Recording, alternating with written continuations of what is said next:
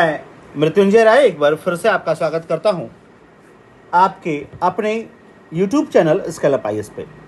प्यारे बच्चों, बिहार की परीक्षाएं बहुत नज़दीक हैं और बिहार की परीक्षाओं के मद्देनज़र मैं लगातार आपके लिए कुछ न कुछ इम्पॉर्टेंट वीडियोज़ बना रहा हूं। बहुत छोटे छोटे वीडियोज़ जो फुल विथ इंफॉर्मेशंस हैं। और आज का वीडियो है बिहार के प्रमुख मेले। आइए बात करते हैं बिहार के प्रमुख मेले। तो प्रमुख मेलों में आइए, पहला मेला जो हम देख रहे हैं, ये देखिए मैंने पूरा हाथ से नोट्स लिखा है और आपके ये नोट्स मिलेगा। पहला मेला है सोनपुर मेला। ये एशिया का सबसे बड़ा पशु मेला है और सारण और वैशाली जिले की सीमा पर ये लगता है। ये मेला गंगा और गंडक के संगम पर लगता है और इसका आयोजन नवंबर माह में, और बड़े सौभाग्य की बात है कि इसका आयोजन आज ही प्रारंभ हुआ है। ठीक है, आज जब मैं वीडियो बना रहा हूं तो आज ही सोनपुर मेला प्रारंभ हुआ है। इसे हरिहर क्षेत्र भी कहा जाता है।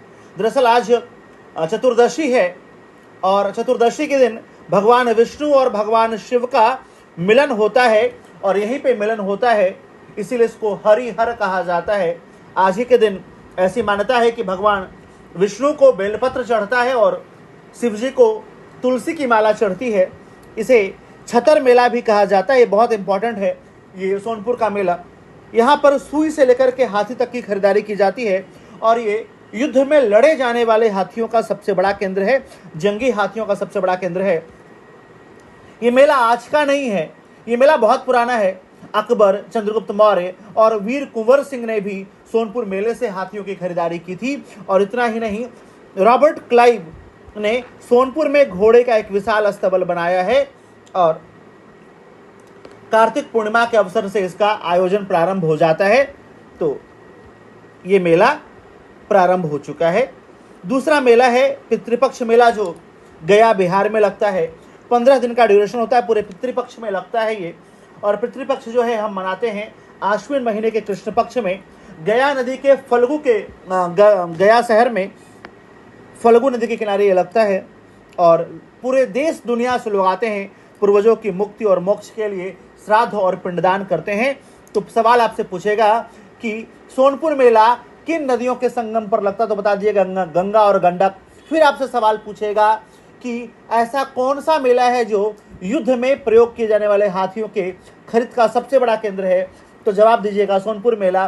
फिर आपसे पूछेगा कि छतर मेला किस मेले को कहा जाता है, तो फिर जवाब दीजिएगा सोनपुर मेला। आपसे पूछेगा कि पितृपक्ष मेला किस नदी में के किनारे लगता है, तो वो फल्गु नदी है।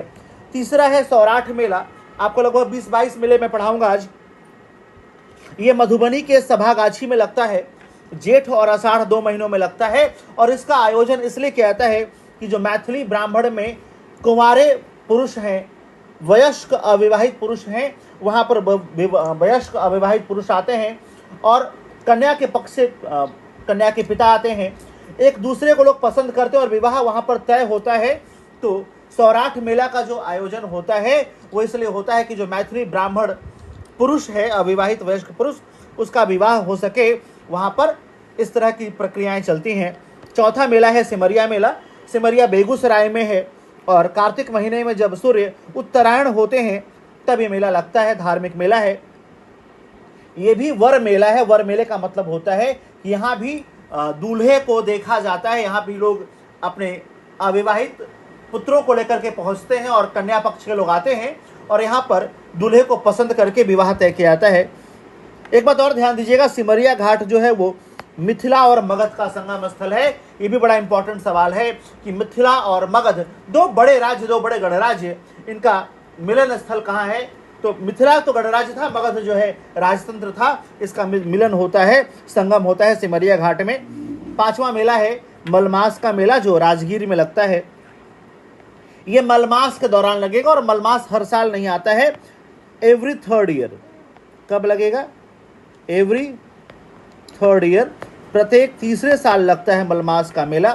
ठीक है, और इस मेले में राजगीर में ब्रह्मकुंड में स्नान करने का महत्व है। ऐसा माना जाता है कि मलमास में, जिसे अधिक मास भी कहते हैं, जिसे पुरुषोत्तम मास भी कहते हैं, कि 33 कोटि देवता पृथ्वी पर आते हैं और इसलिए इस मेले का महत्व बहुत ज़्यादा है।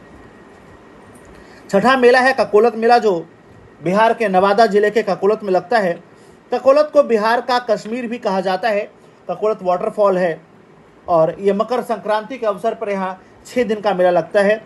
7वां मेला है हरदी मेला, ये मुजफ्फरपुर जिले में लगता है और 15 दिन चलता है। इस मेले का प्रारंभ महाशिवरात्रि के अवसर पर होता है और बड़े धूमधाम से शिव बारात और शिव विवाह का आयोजन किया जाता है। 8वां मेला है सहोदरा मेला, ये पश्चिमी चंपारण में सुभद्रा जी के प्राचीन मंदिर में लगता है और ये थारू ट्राइब्स का मेला है। बिहार और उसके आसपास उत्तर प्रदेश, झारखंड, उड़ीसा से थारू जनजाति के लोग यहाँ आते हैं और इस मेले में पार्टिसिपेट करते हैं, भागीदारी करते हैं। अगला मेला है रामनवमी का मेला। वैसे रामनवमी का मेला पूरे देश में आयोजित किया जाता है, लेकिन बिहार के सीतामढ़ी में चैत्र शुक्ल नवमी को ये मेला लगाया जाता है और ये दूसरा सबसे बड़ा पशु मेला है बिहार का। ये आपको इम्पोर्टेंट है, आपको जानना है, पूछा हुआ सवाल है आपसे कि बिहार का दूसरा सबसे बड़ा पशु मेला कौन सा है, तो ये रामनवमी का मेला है। अगर आपको याद हो तो बिहार का सबसे बड़ा पशु मेला कौन सा है, तो सोनपुर मेला बिहार का ही नहीं बल्कि पूरे एशिया का सबसे बड़ा पशु मेला है। तो भगवान राम का जन्मोत्सव मनाया जाता है कहाँ पर, तो ये मनाया जाता है सीतामढ़ी में। ठीक है, अगला है वैशाली मेला। वैशाली मेला जो है वो जैन धर्म का मेला है और चैत्र शुक्ल त्रयोदशी को मनाया जाता है वैशाली मेला। जैन धर्म के जितने भी अनुयायी हैं वो इस मेले में आते हैं और इस मेले को वैशाली में मनाया जाता है। निर्माण महोत्सव ये पावापुरी में मनाते हैं और ये भी जैन धर्म का महोत्सव है। प्रत्येक वर्ष दिवाली पर महावीर स्वामी के निर्माण स्थल पावापुरी में निर्माण महोत्सव मनाते हैं। विवाह पंचमी मेला ये सीतामढ़ी में मनाते हैं और भगवान राम जी के विवाह के अवसर पर ये मनाया जाता है। ये अगहन माह जो अभी चल रहा है, कार्तिक समाप्त होने के बाद मार्गशीर्ष कहिए या अगहन कहिए, अगहन महीने के पंचमी तिथि को ये मनाया जाता है और भगवान राम के विवाह का आयोजन होता है। तो यहाँ पे भी पशु मेला लगाया जाता है। सीतामढ़ी को माता सीता का जन्मस्थल माना जाता है। 13वां मेला है पटना पुस्तक मेला। इसका आयोजन नेशनल बुक ट्रस्ट करता है और ये 1971 से लगातार चला आ रहा मेला है। नवंबर दिसंबर महीने में ये मेला लगाया जाता है और इसे पटना के गांधी मैदान में आयोजित किया जाता है। पूरे बिहार से पुस्तक प्रेमी इस मेले में भाग लेते हैं। अगला है झांझर कुंड महोत्सव।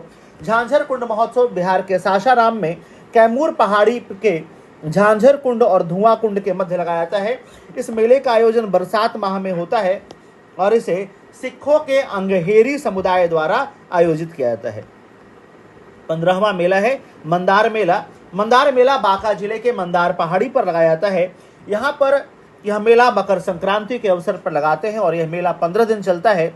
इस मेले में पाप हरणी सरोवर है बांका जिले में मंदार पहाड़ी पे। इसमें स्नान करके समस्त पापों से मुक्त होने का विधान है, इसलिए पूरे बिहार ही नहीं बल्कि देश भर से लोग आते हैं और पाप हरणी सरोवर में डुबकी लगा करके अपने पापों से मुक्ति पाते हैं। 16वां मेला है सिंहेश्वर स्थान का मेला।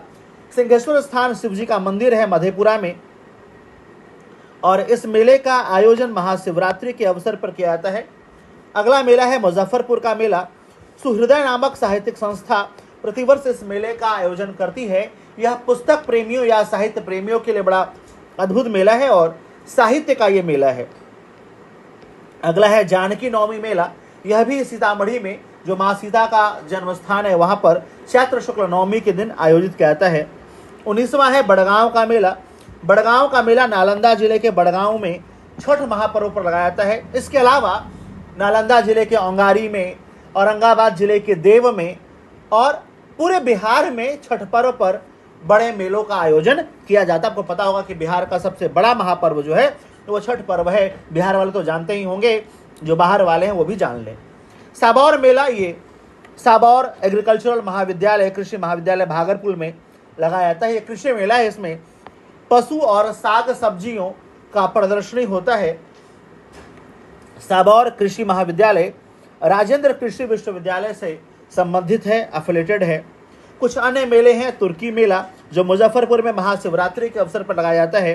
बासी मेला ये बांका में मकर संक्रांति के अवसर पर लगाया जाता है और गोपाष्टमी मेला खगड़िया में गोपाष्टमी के अवसर पर लगाया जाता है। तो ये थे हमारे मेले। आपने इन मेलों को ध्यान से पढ़ा और ये एग्ज़ाम में बहुत इम्पॉर्टेंट रोल अदा करेंगे। Thank you so much.